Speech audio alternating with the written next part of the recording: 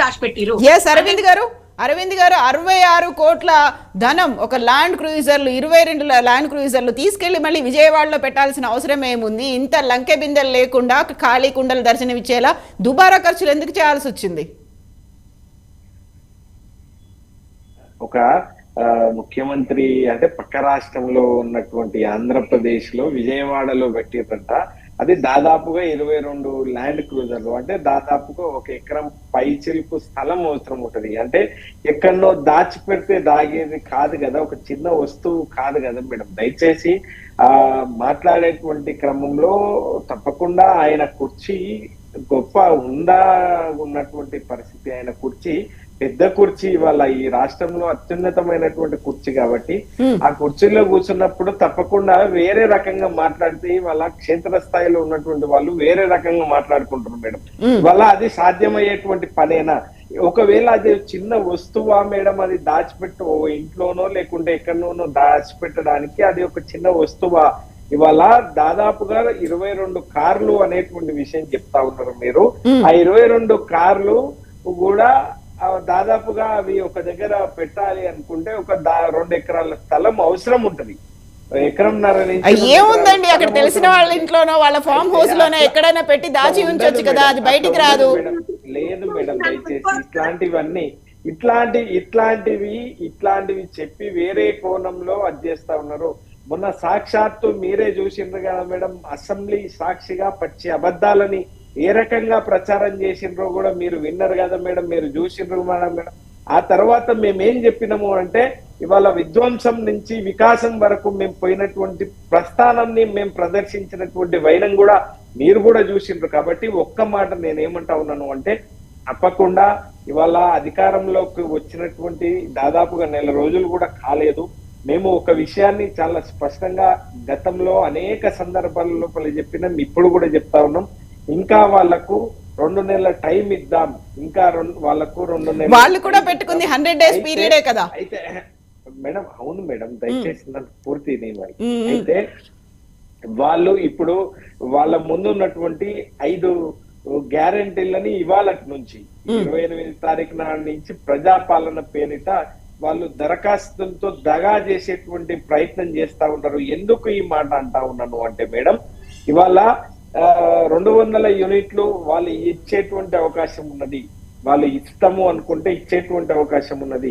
రెండోది ఆసరా పెన్షన్లకు సంబంధించి పెన్షన్లు గతంలో తీసుకున్నటువంటి వాళ్ళు 4,000 రూపాయలు ఇచ్చేటువంటి అవకాశం స్కోప్ ఇక్కడ కనిపిస్తా ఉన్నది. ఇవాళ వాళ్ళు చెప్తున్నటువంటి దాంట్లో 5 కూడా ఇవాళ ఇచ్చేటువంటి అవకాశం ఉన్నా కూడా ఇవాళ వాళ్ళ ప్రయత్నం. ఒక్క నిమిషం అరవింద్ గారు ఏంది అని అంటే మేడం, అరవింద్ గారు ఒక్క నిమిషం, ఒక చిన్న సజెషన్ అండి. మీరు బ్లూటూత్ పెట్టుకున్నారు కదా, అది తీసేసి డైరెక్ట్ గా మాట్లాడేసింది, కొంచెం డిస్టర్బెన్స్ వస్తుంది.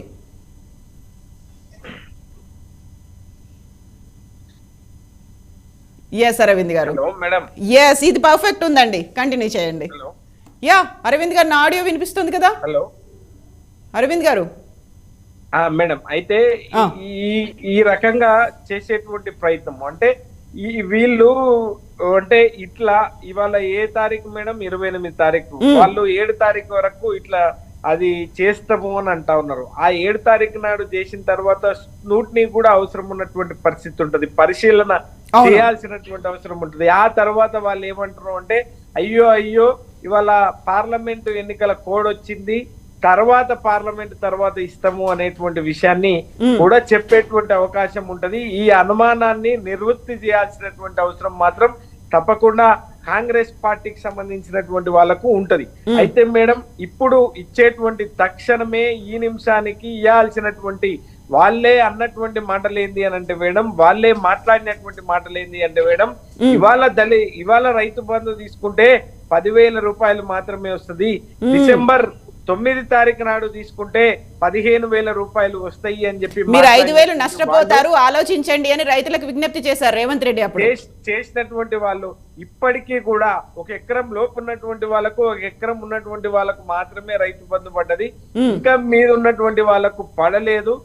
మీకు పడ్డాయా అనేటువంటి చర్చ ఇవాళ క్షేత్రస్థాయిలో ఉత్పన్నమవుతుంది. కానీ ఆ పరిస్థితి మేము లేనప్పుడు మేము ఏ పద్ధతిలో ఉన్నాయంటే పునాస యాసంగి పంటకు మేడం ఎవరైనా ఆగుతారు, వ్యవసాయం అనేది ఆగదు. ఈ రాష్ట్రంలో ఈ దేశంలో ఇవాళ రైతు అనేటువంటి వ్యవసాయము అనేటువంటి ఒక వృత్తి మాత్రం ఆగేటువంటి అది ఉండదు. కాబట్టి ఆ వ్యవసాయానికి పెట్టుబడి సహాయాన్ని అందించేటువంటి పథకమే రైతు బంధు పథకం. ఆ రైతు బంధు పథకాన్ని మీరు ఇప్పటికే ఇవాళ నాకు బహుశా 28 తారీఖు ఇవాళ పునాస యాసంగి పంటకు సంబంధించి అది అయ్యేటువంటి పరిస్థితి కూడా దాదాపుగా వాళ్ళు తెచ్చుకున్నారు, ఏదో వేసుకున్నటువంటి పరిస్థితి ఉంది. ఈడ ఉన్నటువంటి పరిస్థితి ఏంటి అని అంటే మీరు 15,000 రూపాయలు చొప్పున ఇవాళ 7,500 రూపాయలు వేస్తాము అన్నారు డిసెంబర్ 9 నాడు. ఆ విషయాన్ని మేము అడిగినాం. అయితే ఈ ఓవరాల్ గా వాళ్ళు ఒకటే మేడం, వాళ్ళు మొన్న నరేంద్ర మోడీ గారిని కూడా కలిసి వచ్చిండ్రు. అంటే వీళ్ళ ప్రయత్నం ఏంటి అని అంటే ఇవాళ నరేంద్ర మోడీ గారు మీరు చూసుకోండి మేడం, ఇవాళ కాంగ్రెస్ పాలిత రాష్ట్రాల్లో నిన్నగాక మొన్న అధికారంలో వచ్చినటువంటి కర్ణాటక రాష్ట్రానికి ఒక ఆవగింజంత సహాయం చేసిండా? లేదు అనుకుంటే కాంగ్రెస్ పార్టీ అధికారంలో ఉన్నటువంటి రాష్ట్రాల లోపల ఎక్కడైనా ఆయన సహాయం ఎక్కడైనా ఉందా? విభజన చట్టంలో పొందుపరిచినటువంటి హామీలు ఇవాళ తీసుకొస్తున్నట్లు ఇవాళ అది చేస్తున్నట్లు మొన్న మాట్లాడినారు భట్టి గారు. అయితే నేనేమంటా ఉన్నాను అంటే ఈ రాష్ట్ర ప్రజల్ని మొత్తం ఒక అబద్ధాన్ని 100 సార్లు చెప్పి అది నిజం చేసేటువంటి ప్రయత్నంలో భాగంగా వాళ్ళు రకరకాల మాటలు మాట్లాడేటువంటి ప్రయత్నం చేస్తా ఉన్నారు, రకరకాల అది చేస్తా ఉన్నారు. మొన్న సాక్షాత్తు అసెంబ్లీ వేదిక ద్వారా పచ్చి అబద్ధాలను ప్రచారం చేసినటువంటి వైనం ఒకటైతే, మొన్న నరేంద్ర మోడీ గారిని కొత్త రాష్ట్రానికి ఇవాళ కొత్తగా కొలువు తీరినటువంటి ప్రభుత్వానికి నువ్వు ముఖ్యమంత్రి హోదాలో పోయినప్పుడు ఆయన ఇస్తే తీసుకో, దాంట్లో ఇబ్బంది లేదు. కానీ ఈ కాంగ్రెస్ పాలిత రాష్ట్రాల్లో ఎక్కడ కూడా ఆయన చేయలేదు. అంతేకాకుండా మేడం మేము అధికారంలో ఉన్నప్పుడు దాదాపు 9.5 సంవత్సరాల నుంచి మేము అనేక మార్లు లేఖలు రాసిన, అనేక సందర్భాల లోపల మోడీ గారిని కలిసేటువంటి అది చేసినప్పుడు కూడా రైల్వే కోచ్ ఫ్యాక్టరీ కానివ్వండి, లేదు అనుకుంటే గిరిజన యూనివర్సిటీ కానివ్వండి, ఇట్లా ఆ పొందుపరిచినటువంటి అవకాశం లేదు. 9.5 సంవత్సరాల నుంచి చేయలేనటువంటి కార్యక్రమం కేవలం ఈ 5 నెలల్లో చేసేటువంటి అవకాశం కూడా లేదు. కాబట్టి సంజయ్ గారిని అడుగుదాం.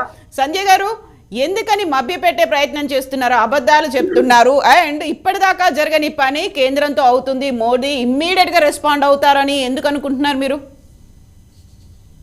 ఒకటండి, వీళ్ళ మొహాలకి ఎట్లా మాట్లాడతారంటే, నిజంగా గతంలో గిరిజన యూనివర్సిటీ గురించి ప్లేస్ వాళ్ళు ఇవ్వలేదని చెప్పేసి స్వయాన మోడీ గారే చెప్పిండ్రు. మళ్ళా కేంద్రం మీద ఎందుకంటే గిలికాయలు ఎందుకు? మీ ఇంట్లో సొంత లాభాల కోసమా?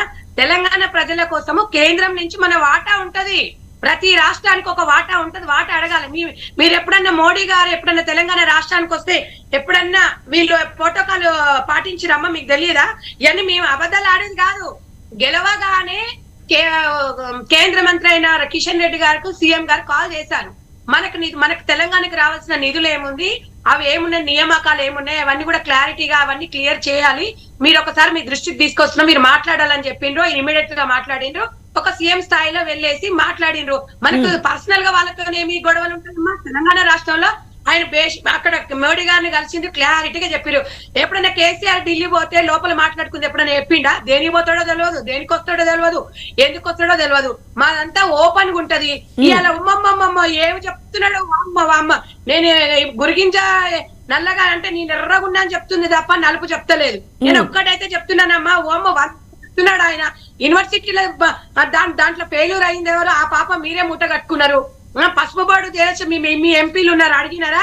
ఈ రోజు చెప్తున్నారు మీకు ఎందుకండి, మేము తెలంగాణ ప్రజల తరపున సీఎం గారు వెళ్తారు, భట్టి గారు వెళ్తారు, మేము మంచిగా వాళ్ళతో ఉంటాం అంటే మొన్నటి వరకు మీరు అధికారంలో ఉన్నారు, వాళ్ళు ఉన్నారు, మరి అప్పుడు మీకేం అనిపించలేదా? మేము ఒక్కటి చెప్పగలిగితే నేను ఒక్కటే చెప్తున్నాడమ్మా.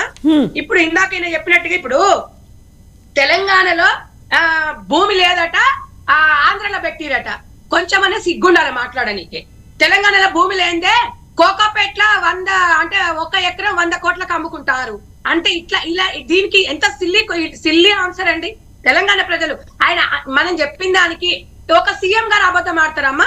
ఆయన ఏమంటుంది నాకు ఇప్పటి వరకు తెలియదండి, ఒక సీఎం అయినా నాకు తెలియదు, అక్కడ అధికారులు చెప్తేనే నాకు తెలుసానన్నారు. మరి దీని మీద ఎంత వరకు మరి చర్చకు వస్తారేమో మరి కన్య అరవింద్ గారు నేను అడుగుతున్నా. బీఆర్ఎస్ పార్టీ వస్తుందా? ఒక సీఎం గారు సరే గతంలో పీసీస్ ఉన్నప్పుడు రాజకీయాలకు అనుకూలంగానో లేకపోతే రాజకీయాలు అక్కడ ఉన్న నేపథ్యమో వాళ్ళు మాట్లాడిన దానికో మాట్లాడినారంటే సరే అక్కడున్న వాతావరణం. కానీ ఒక సీఎం గారు స్వయాన చెప్పినారంటే అబద్ధం అంటున్నారంటే వీళ్ళు ఎంత అబద్ధాల కోరలు. అంటే మీకు ఇప్పటి వరకు నిన్నమన్నా జరిగిన రేషన్ కార్డుల గురించి సోయలేదు మీకు, అంటే పెన్షన్ల గురించి సోయలేదు. అసలు మీకు మాట్లాడే అర్హత మీకుందా? తెలంగాణలో గ్రామాలలో కర్రు కాల్చి వాత పెట్టిరు ప్రజలు. మీకు ఎక్కడ చూసినా అమ్మా 2,000 1000తో గెలిచిన వాళ్ళు ఎవరు లేరు. 50,000 30,000 40,000 అంటే ఎంత వ్యతిరేకత ఉంది గ్రామాలలో అనేది మనం ఒకసారి అర్థం చేసుకోవాలి. ఇక సిటీ సరౌండింగ్ వచ్చినట్టయితే ఎన్ని కోట్ల అప్పు చేసిండ్రో ఏం చేసిండ్రో అనేది పాపం వాళ్ళకి తెలియదు. మేము అనేది ఏంటంటే ఇలా వాళ్ళు చేసిన తప్పు మనం చేయకూడదు. ఒకటి నేను చెప్పగలుగుతున్నానమ్మా, రైతు బంధు మేము ఎలక్షన్లు వచ్చిన తర్వాత తీసుకోమన్నారు అనేది మంచి మంచి వక్తలు భలే మాట్లాడుతున్నాడు ఆయన. నేను ఒక్కటి అడుగుతున్నాను ఈ వేదిక నుంచి అమ్మా మీ ద్వారా, 2 నెలల ముందు టెండర్ నోటిఫికేషన్ వస్తుందని మీకు తెలుసు, ఎలక్షన్స్ వస్తాయని, ఎంపీ నోటిఫికేషన్ వస్తుందని చెప్పేసి ఈయన చెప్తాడా? తాత వచ్చి అంటే ఇది ఇప్పుడు తాతకు దగ్గర నేర్పిస్తున్నాడు ఆయన. 2 నెలల ముందు మీకు నోటిఫికేషన్ వస్తుందని తెలిసి రైతు బంధు మీరు ఎందుకు వేయలేదు? మరి అదే నిజంగానే అయితే 2 నెలల ముందు లిక్కర్ టెండరు 2 నెలల ముందు మీరు ఎందుకు వేశారు అనేది తెలంగాణ ప్రజలకు ఒక అనుమానం ఉంది. తెలంగాణ ప్రజలను వాళ్ళ గురించి బాగోగులు పట్టించుకొని మీరు మా గురించి మాట్లాడుతున్నారా? మీకు మొన్న ఇదే వేదిక ద్వారా కూడా అన్నామమ్మా, రైతు బంధు పైసలు ఇక్కడ కార్మికులు ఎవరైతే ఉన్నారో వాళ్ళకి బిల్లు చెల్లియాల్సింది డైలీ, అంటే మనకి డైలీ అంటే కనీస వసతులు ఉంటాయి, అలాంటి వారికి ఇచ్చాము, ఇది ఇక్కడి నుంచి పంపిస్తున్నారు, కొంతమందికి వేస్తున్నారు, ఎకరాల వైద్యులు అంటున్నారు. ఇప్పటి వరకు రాలేదు. వచ్చిన వాళ్ళందరూ ఏం చేస్తున్నారు?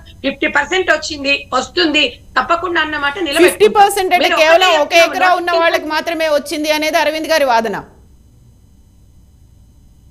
అరవింద్ గారు కాదు, నేను నా దగ్గర ఉన్న డేటా సమాచారం ప్రకారం 2 ఎకరాలు ఉంది, 3 ఎకరాలు 4 ఎకరాలు కూడా పడ్డాయి. ఇప్పుడు బ్యాంకుకు అనుసంధానం కాబట్టి ఒక నిమిషం, రైతు బంధు గురించి ఒక్కటి కాదు, మీరు ఇవన్నీ 100 తప్పులు పెట్టుకొని రైతు బంధుని మీరు భూతద్దంగా అంటే ప్రతిస్తారండి. తెలంగాణలో ఒక సెంటిమెంట్ పెడతారు వీళ్ళు, సెంటిమెంట్ పెట్టుకొని పోయేసి సెంటిమెంట్ కోసం పుట్టిన తెలంగాణ టీఆర్ఎస్ పార్టీ అలా బీఆర్ఎస్ చేసుకుంటే మీ బతి ఏమైంది అదన్నీ ఒకసారి మీరు తిరిగి పునరాలోచించుకోండి. మళ్ళీ అబద్ధాలు ఎందుకమ్మా? ప్రభుత్వం మీ నాయకుడు నాయకుడిని అడుగుజాడలు నడవండి, మీరు మంచిగా మాట్లాడండి. నిన్న కవిత గారు అన్ని మాట్లాడిన తర్వాత కూడా అన్నది తప్పకుండా 6 నెలలు టైం ఇస్తాము వాళ్ళకి అవన్నీ చూసుకోవాలంటది. అది మాట్లాడకుండా మీలాంటి వాళ్ళు వచ్చేసి ఇది పడలేదు అది పడలేదు. కానీ మనం మీడియాలో మాట్లాడేటప్పుడు జవాబుదారీగా మాట్లాడాలి. టైం ఉంది. ఇవన్నీ మీలాగా ఒక్క నిమిషం 6 గ్యారంటీ పథకాలు మేము బిలో పవర్టీ వాళ్ళకి ఇస్తున్నాము. 100 ఎకరాలకు మీరేమో రైతు బంధు ఇవ్వచ్చు, కానీ మేము ఇస్తే మీకు ఏమైనా కష్టమవుతుందా? ఇవన్నీ వడబోయాలి. నిజమైన నిరుపేదలు ఎక్కడున్నారో వడబోయాలి. మీరు పోయలేదు. మీరు ఎంతసేపటికి మీకు వచ్చిన 100 డబుల్ బెడ్రూమ్ ఇండ్లు అయినా టీఆర్ఎస్ నాయకులకు వచ్చిన ఎల్బీ నగర్ అని నేను చూపిస్తా, ఆయత్ నగర్ అని నేను చూపిస్తా. నిజమైన లబ్ధిదారులకు వచ్చినాయి అనేది ఎలా అవి కూడా బయటపడతాయి. ఎందుకు తిన్నై కక్కాలి, నిజమైన పేదలకి ఈ ఫలాలు అందాలని మేము చెప్తున్నాం.